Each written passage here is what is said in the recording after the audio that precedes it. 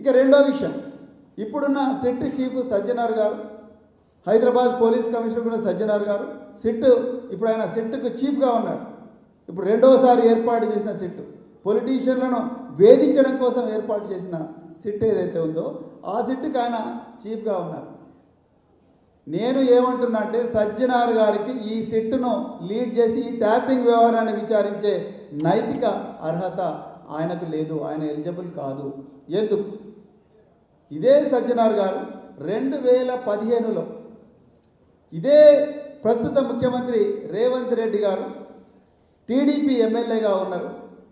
మరి ఆనాడు MLC Stevenson, ఎవరైతే స్టీవెన్సన్ ఉన్నాడో స్టీవెన్సన్కు 50 లక్షల నోట్ల కట్టలు ఇచ్చి ఓటు కొనుక్కోవడానికి, ఎమ్మెల్సీ వేం నరేందర్ రెడ్డి ఎమ్మెల్సీ కోసం ఓట్లు కొనుక్కోవడానికి లంచం ఇస్తున్న కేసులో పట్టుబడ్డాడు.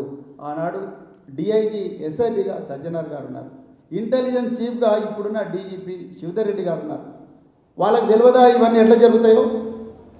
వీళ్ళందరూ రేవంత్ రెడ్డి ఆ లంచం ఇస్తున్న సమాచారం ఏ విధంగా సేకరించిందో వాళ్ళకి తెలియదా? ఈ ఆఫీసర్ల మీద ఆంధ్రప్రదేశ్లో కేసులు ఉన్నాయి.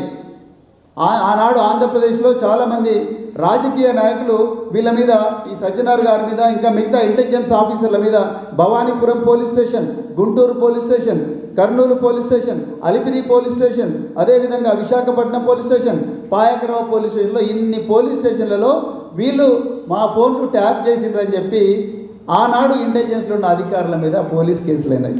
ఆనాడు ఇంటెలిజెన్స్లో ఉన్నది ఎవరు? సజ్జనార్ గారు, శివధర్ రెడ్డి గారు. ఇప్పుడు ఆయన సజ్జనార్ గారు కమిషనర్ ఆఫ్ పోలీస్ అయినారు, శివధర్ రెడ్డి గారు డీజీపీ అయినారు. మీరు ఏ అర్హతతోని ఈరోజు ఈ ట్యాపింగ్ కేసు మీరు ఇన్వెస్టిగేట్ చేస్తున్నారు? తెలంగాణ ప్రజలు గమనించాలి. వీళ్ళకి తెలుసు ట్యాపింగ్లు ఎందుకు చేస్తారో తెలుసు, ఏ చట్ట ప్రకారం చేస్తారో తెలుసు, ఎవరిని పట్టుకోవడానికో చేస్తారో తెలుసు. అయినా కూడా వీళ్ళే కేసులు ఎదుర్కొంటున్నారు. వీళ్ళు ట్యాపింగ్లు చేసినారు. వీళ్ళు వచ్చి తెలంగాణలో మళ్ళీ ట్యాపింగ్ కేసు ఎట్లా ఇన్వెస్టిగేట్ చేస్తారు? ఒక్కసారి ఆలోచించాలి.